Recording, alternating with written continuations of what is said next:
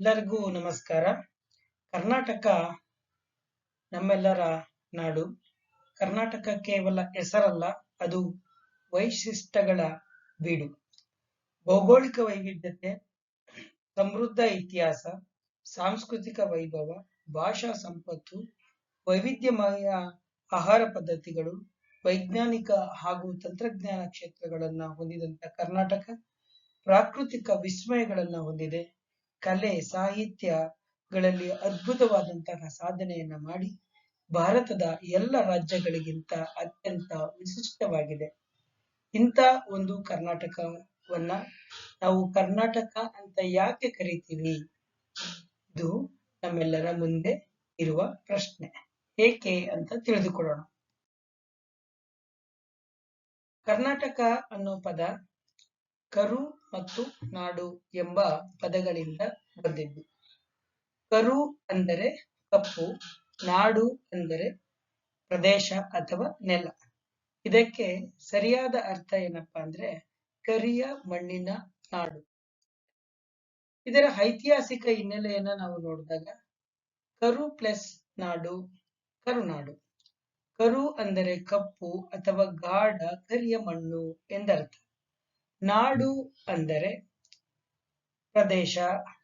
ಆದ್ದರಿಂದ ಕರ್ನಾಟಕ ಎಂಬುದು ಕರಿಯ ಮಣ್ಣಿನ ನಾಡು ಎಂಬ ಅರ್ಥವನ್ನು ನೀಡುತ್ತದೆ. ಈ ಹೆಸರನ್ನು ಮುಖ್ಯವಾಗಿ ದಕ್ಷಿಣ ಭಾರತದ ಪರ್ವತ ಪ್ರದೇಶಗಳ ಕಪ್ಪು ಮಣ್ಣಿನ ಪ್ರದೇಶಗಳಿಗೆ ಸಂಬಂಧಿಸಿದ್ದಾಗಿದೆ ಎಂದು ಪರಿಗಣಿಸಲಾಗಿದೆ. ಪ್ರಾಚೀನ ಕಾಲದಿಂದಲೇ ಈ ಹೆಸರು ಬಳಕೆಯಲ್ಲಿತ್ತು. ಹಲವಾರು ಶಾಸನಗಳಲ್ಲಿ ಮತ್ತು ಪುರಾತನಗಳಲ್ಲಿ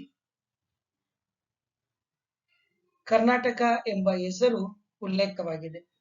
ನವಲಗುಂದ ಶಾಸನ, ಅದು 6ನೇ ಶತಮಾನಕ್ಕೆ ಸೇರಿದ್ದು, ಮತ್ತು ವಿಜಯನಗರ ಕಾಲದ ದಾಖಲೆಗಳಲ್ಲಿ ಕರುನಾಡು ಎಂಬ ಹೆಸರನ್ನ ಇರೋದನ್ನ ನಾವು ಕಾಣ್ತಾ ಹೋಗ್ತೇವೆ. ಇಷ್ಟೇನಾ? ಅಲ್ಲ. ಮಹಾಭಾರತ ಮತ್ತು ಪುರಾಣಗಳಲ್ಲೂ ಕೂಡ ಕರ್ನಾಟಕದ ಉಲ್ಲೇಖ ಇದೆ. ಕೆಲವು ಪುರಾಣಗಳು ಮತ್ತು ಮಹಾಭಾರತದಲ್ಲಿಯೂ ಕೂಡ ಕರ್ನಾಟಕ ಎಂಬ ಪದವನ್ನ ಉಲ್ಲೇಖಿಸಲಾಗಿದೆ. ಇದರಿಂದ ನಾವು ಕರ್ನಾಟಕವನ್ನ ಅತ್ಯಂತ ಪುರಾತನವಾದ ನಾಡು ಎಂಬುದಾಗಿ ತಿಳಿಯಬಹುದಾಗಿದೆ. ನಮ್ಮ ರಾಜ್ಯಗಳಲ್ಲಿ ಬಹುತೇಕ ಜಾಗಗಳಲ್ಲಿ ಕರಿಯ ಮಣ್ಣು ಇದೆ. ಇದು ಬಹಳ ಕೃಷಿಗೆ ಉಪಯುಕ್ತವಾಗಿರ್ತಕ್ಕಂತಹ ಮಣ್ಣು. ಆದ್ದರಿಂದ ಈ ನಾಡಿಗೆ ಕರ್ನಾಟಕ ಎಂದು ಕರೆಯಲಾಗುತ್ತದೆ. ಇಲ್ಲಿನ ಪರ್ವತ ಪ್ರದೇಶಗಳು, ಪಶ್ಚಿಮ ಘಟ್ಟಗಳು, ನದಿಗಳು, ಅದರಲ್ಲೂ ತುಂಗಭದ್ರಾ, ಕಾವೇರಿ, ಕೃಷ್ಣ, ಇನ್ನೂ ಹಲವಾರು ನದಿಗಳು, ಅದರ ಜೊತೆಗೆ ಇಲ್ಲಿನ ಹವಾಮಾನ ಪರಿಸ್ಥಿತಿ ನಮಗೆ ಅತ್ಯಂತ ಸಮೃದ್ಧವಾದ ಜೀವನವನ್ನ ಕಟ್ಟಿಕೊಳ್ಳಲು ಸಹಾಯ ಮಾಡಿದೆ. ಇಂಥ ಒಂದು ಕರ್ನಾಟಕ ನಮ್ಮೆಲ್ಲರ ಹೆಮ್ಮೆ. ಯಾಕಪ್ಪ ಅಂತಂದ್ರೆ ಭಾರತದಲ್ಲಿ ಅತ್ಯಂತ ವೈಶಿಷ್ಟ್ಯಪೂರ್ಣವಾಗಿರ್ತಕ್ಕಂತಹ ಪಶ್ಚಿಮ ಘಟ್ಟಗಳನ್ನ ಹೊಂದಿರತಕ್ಕಂತಹ ನಾಡು ಇದು. ಅದರ ಜೊತೆಗೆ ನಾವು ಕರಾವಳಿಯ ವಿಭಿನ್ನ ಭೂದೃಶ್ಯಗಳನ್ನ ಕೂಡ ನಾವು ನೋಡ್ಕೊಳ್ತೇವೆ. ವಿಜಯನಗರ ಸಾಮ್ರಾಜ್ಯ, ಹೊಯ್ಸಳ ಸಾಮ್ರಾಜ್ಯ, ಚಾಲುಕ್ಯರು, ಗಂಗರು, ಒಡೆಯರು ಇಂಥ ಪ್ರಭಾವಿ ಆಡಳಿತವನ್ನ ಹೊಂದಿದಂತಹ ಒಂದು ನಾಡಿದು. ಯಕ್ಷಗಾನ, ದಸರಾ ಹಬ್ಬ, ಜಾನಪದ ಸಂಗೀತಗಳು ಹಾಗೂ ನೃತ್ಯಗಳಲ್ಲಿ ಅತ್ಯಂತ ಶ್ರೇಷ್ಠ ಪರಂಪರೆಯನ್ನ ಹೊಂದಿದಂತ ನಾಡು ಇದು.